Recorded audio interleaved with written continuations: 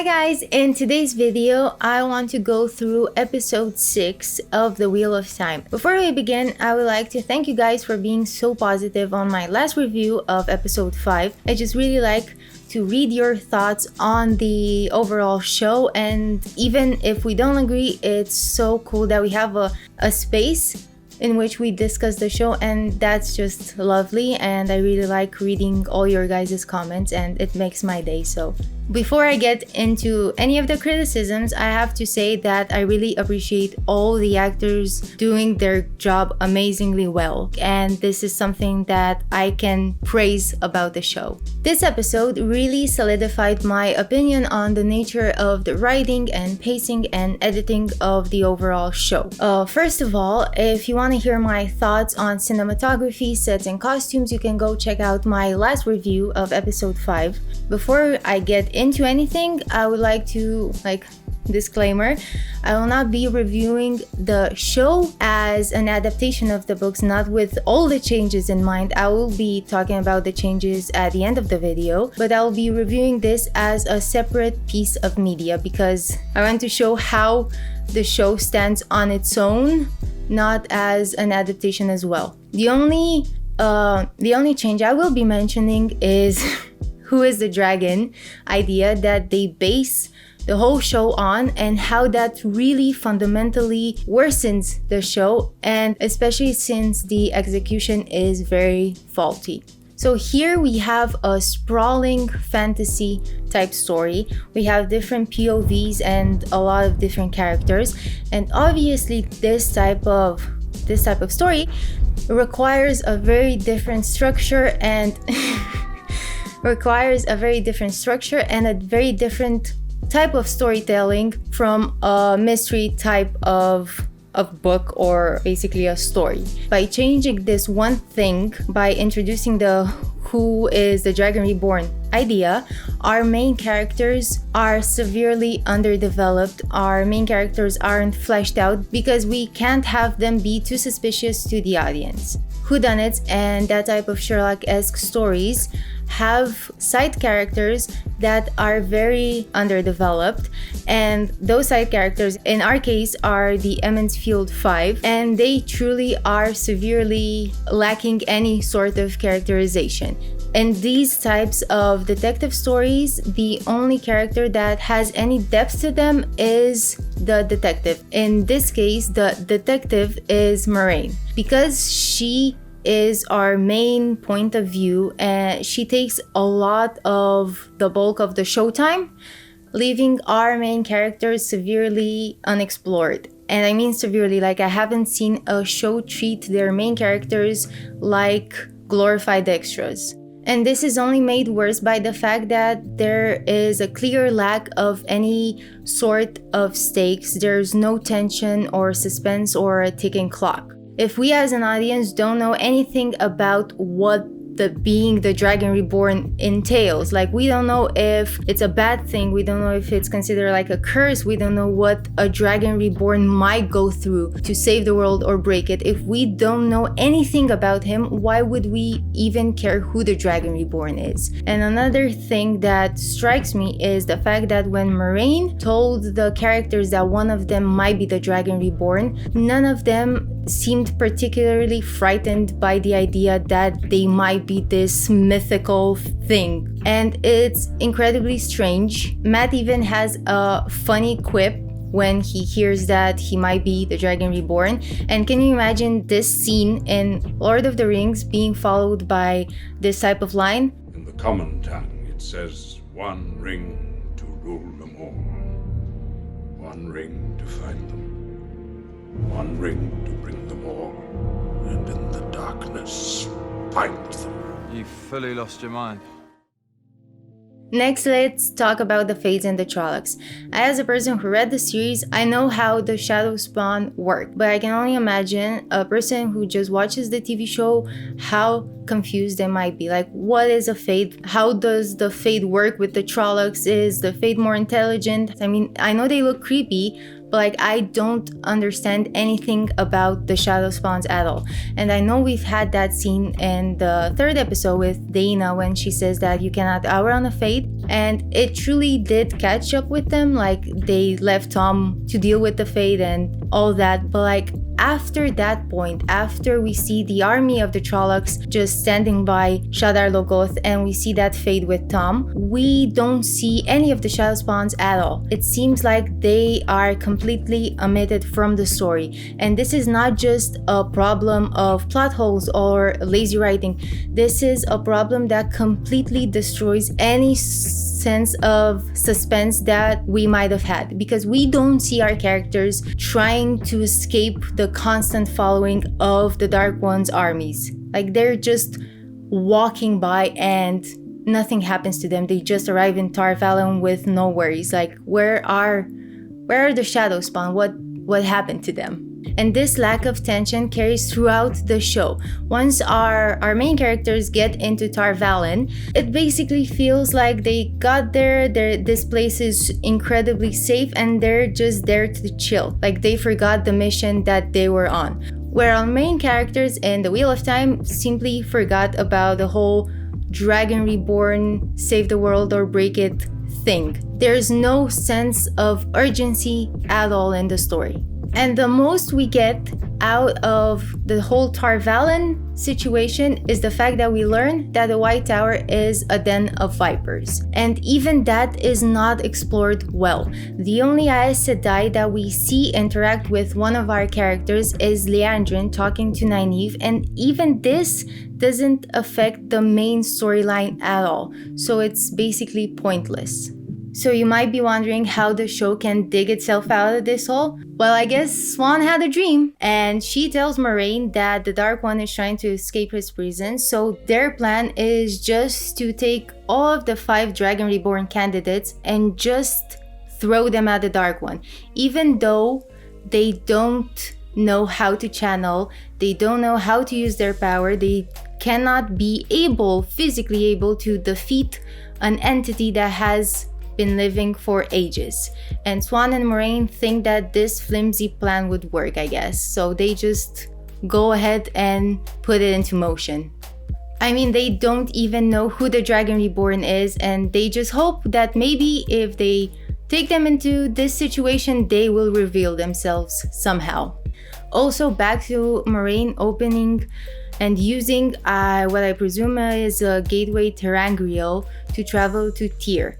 And I really dislike this particular moment because we are not explained exactly what it is. Is it a terangrial, like a gateway terangrial? Is it just a gateway? Is it a dream shard? We don't know.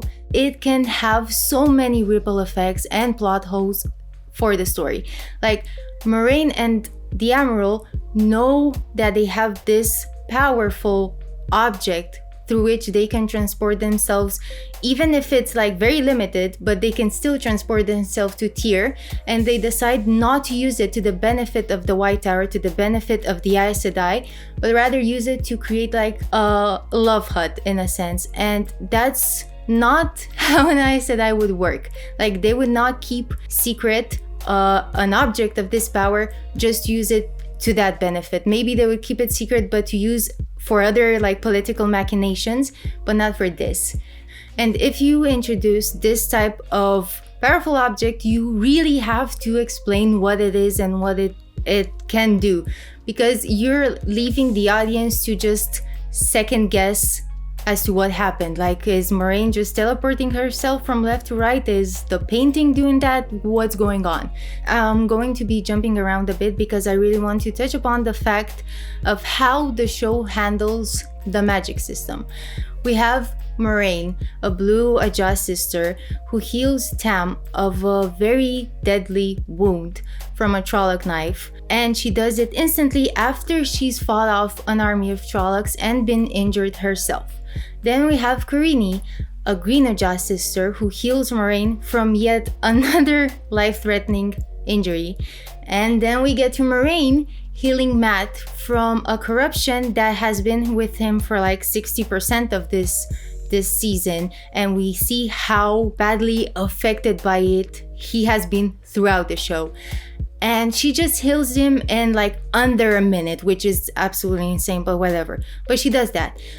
And then we get to a couple of scenes later when Moiraine tells Egwene that the Yellow Jaw are the best healers in the world. There are no greater healers on Earth than the Aes Sedai of the Yellow Ajah. It will be like the damage never happened. What more can they do? Are they like able to revive the dead? What's so good about their healing that they can beat Moiraine or any other Aes Sedai in healing people? Next up, Loyal. As a non-book reader, what is the point of this character? Like, Moiraine just asks him to come with them with no explanation given. Why is Loyal here? What is his motive of helping our characters? Where he comes from? Like, we don't know absolutely anything about him or his people or his motivations, anything at all. Again, these things need to be set up early so we can have time to get invested in the characters and to understand the stakes and the pressure they're put on. And we only get Moiraine saying that she doesn't have time to explain anything about him. There will be time for every story as we travel.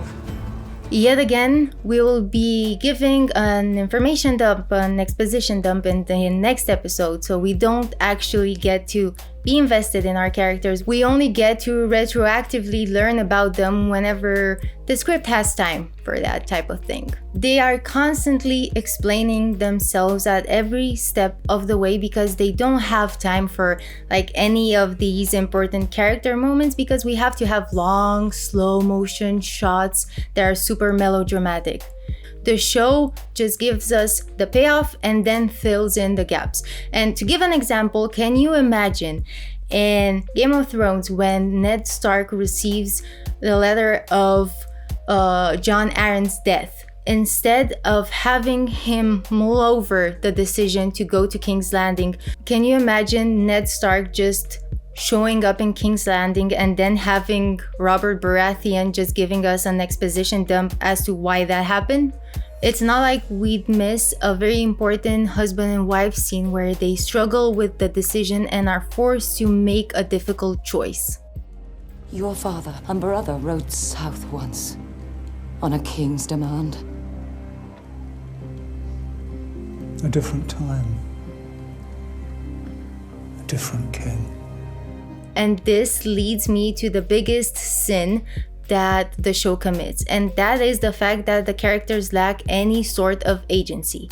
The scene where Moiraine takes them to the Waygate and she tells them that she will get them to defeat the Dark One, and they don't react at all. It's just them staring at her, and Rosamund Pike does an amazing job delivering the speech. But she's not helped at all by the editing and cinematography at all, because we only get static shot after static shot with mildly affected faces.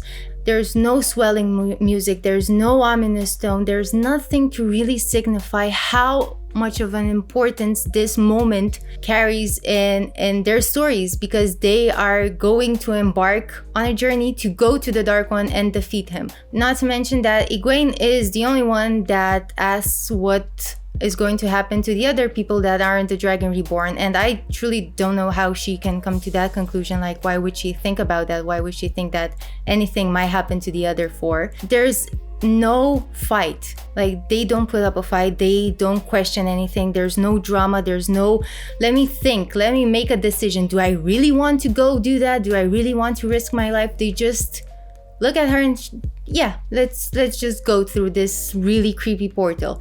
And it lacks that tension yet again, and the characters just feel very one-faceted because they don't feel like they're able to make any decision on their own. Just Moiraine tells them, come with me, and they're like, okay, sure, First off, the cold open. We start with Swan and her father, and what is mind-boggling to me is the fact that we get more screen time of her and her relationship with her father than we get of Rand and Tam in the first episode. And Swan is a character that was introduced in this episode, and to be honest, I don't think she will be in the next episodes in this season. So we have a character that's presented in one episode that has more time than Rand, who has been from the get-go with us in every single episode. And it isn't like Rand's relationship with his father isn't the backbone of his story, like with the Heron Mark blade or the Flame and the Void, or Rand helping Tam get to the village after the Trolloc attack. But don't worry, because I'm sure we'll get all of that in a flashback in the next episode. And another thing that I want to compare and contrast is the way Swan leaving her father is presented in the show.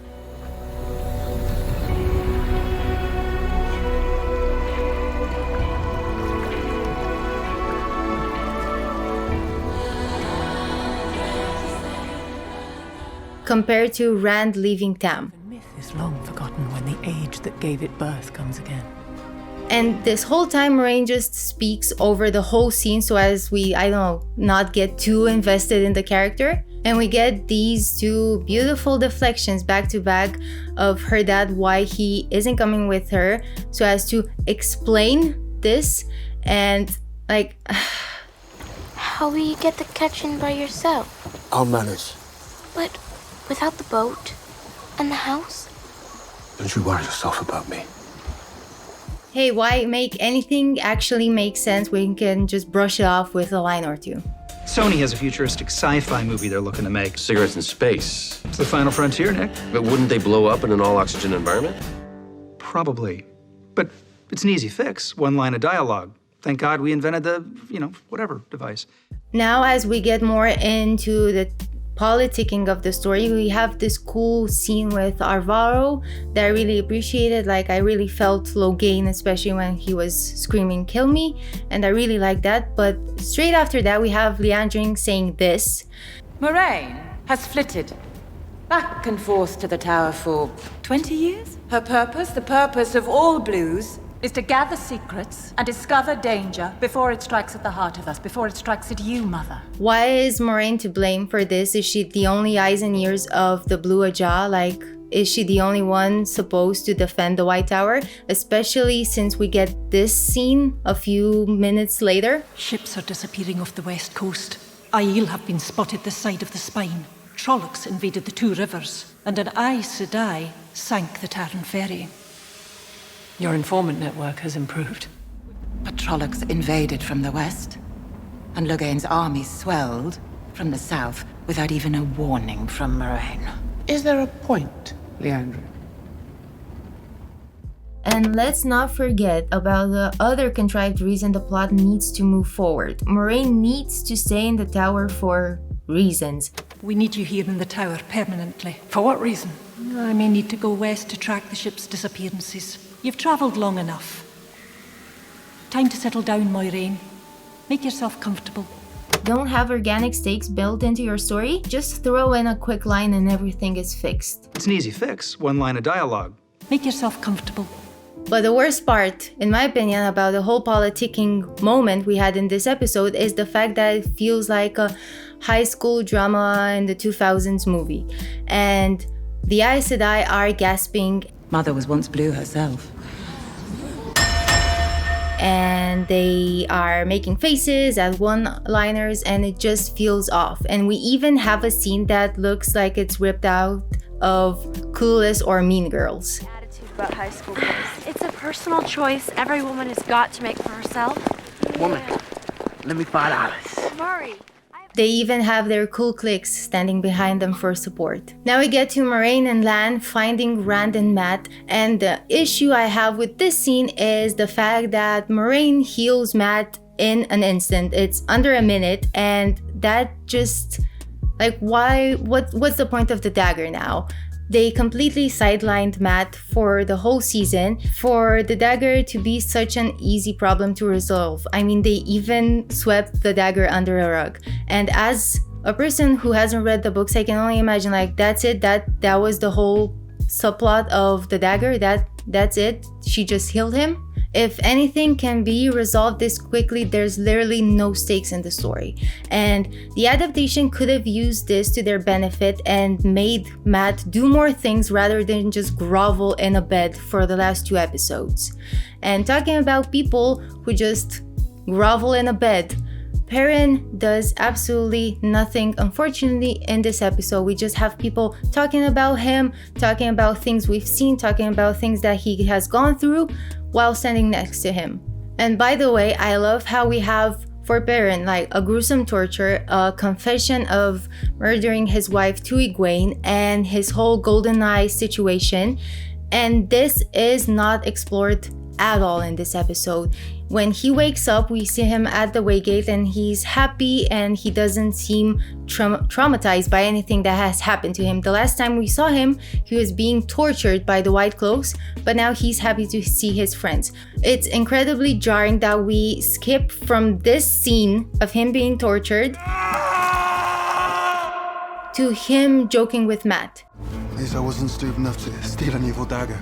And we could have used a scene of Perrin in this episode where he talked with Egwene or Moraine or Matt or anyone else, and he just goes through his feelings, he confesses everything, and you can see him emotionally break down from the weight that he has carried, from the trauma that he has experienced. We don't see anything at all. Now we get to the prophecy scene, and I have one question. If you have very different versions of the prophecy and you don't believe Gitara Moroso's foretelling of the prophecy, why do you even search for the Dragon Reborn? The prophecy is either a rock solid thing that you dedicate 20 years of your life to, or it's just a wives' tale that you heard in a pub. And then we get Swans. Let's move into the third act of our story, Dream, that feels completely unearned and comes out of nowhere. She confesses to Moraine that she had a dream about the Dark One slowly escaping his prison, and they decide to just throw 5 unprepared kids, one of which might be the Dragon Reborn, at him, and maybe they can save the day. And what is even more jarring in this scene is the fact that Moraine, a couple of episodes ago, said that never to trust dreams because they can be manipulated by the Dark One to make you believe things that he wants you to believe. Was there anyone in your dream? Did anyone speak to you? There was a man, eyes like embers. He didn't say anything though. If this happens again, you tell me straight away. Dreams have power. But she doesn't question anything that Swan tells her about the dream. My dreams. They started a few months ago, and the last few weeks, every night I see the same thing. The Dark One, at the eye of the world. We can destroy him. Was there anyone in your dream? Did anyone speak to you? Dreams have power. Then we get to the scene of Liandrin and Moraine playing their hands in the most obvious way I've seen. Like, why would you tell Moraine everything you know? Matt Cawthon, is that his name, yes? Same boy you visited at the Light's Blessing yesterday. Strange how he and his companion, is it Rand, are also from the Two Rivers, along with the 2 strangers now spectre health by our Yellow sisters. And Moraine comes and doubles down and tells you everything she knows about you. I know about the man you meet in North Harbor. Walk away. Never mention this again. Or I will tell your Red Sisters where he lives. We both know what they'll do to him. Why would you tell me that? Should I not have? Probably shouldn't, because if you're trying to keep a secret from me, well, now I know. Should I tell them? No, I don't think you should tell either side, because if you're trying to play both sides and they both know, you're not playing anybody. What should I do now? I don't give a shit. Why are you here? Aren't like the inner machinations, the politicking meant to be subtle and clever and full of innuendos? Like, where's that in this scene? Like, I don't see it anywhere. And it feels like they're just 2 children like threatening each other. Then we get a scene that I actually enjoyed, and that scene was the tour that Moraine gave Egwene and Nynaeve. And I really like the actors. Like, I really like every single actor that plays in this show, and I love to see Nynaeve, Egwene interact with the Emerald, and seeing Some character development was really a breath of fresh air. Then we move on to the oath rod scene. Again, speaking on the politics and the secrets that Aes Sedai have, why were both Moiraine and Swan breaking down while Moiraine was taking the oath? Why would you let everybody know your secret, whatever that may be? Like, they were supposed to be serene. And this is another example of flash over substance, because we get this cool relationship between Moiraine and Swan. We get these great actors that really deliver, but we don't get to care about their relationship. They introduce a character and only to kill off their arc at the end of the episode, just like they did with Tom and Logain and Stephen. Now they've done it with Swan. And now we get a really long, melodramatic scene of Moiraine walking out of the tower, only then to move on to the Waygates, where we have another clunky exposition of how the Waygates work. We've all heard of the ways and stories, but none of us know what they are. And finally, we get a really clunky edit of when Matt decides to not join the other main crew, and it happens because of Barney's departure from the show. And you cannot really blame the production. Like, they had to do what they had to do, and this is the edit that we got. And yeah, it's a really sad situation. Like, you cannot really blame anybody involved, but it's still a very clunky scene. So to wrap things up, yeah, this is all of the criticism I have for the show, and this is like divorcing from the books. As a show, this is what I have to say about it, and I'm really curious to see what your guys' opinions are on the show, and let me know down in the comments below. Did you like it? Did you not like it? And I'll catch you guys next time. Bye!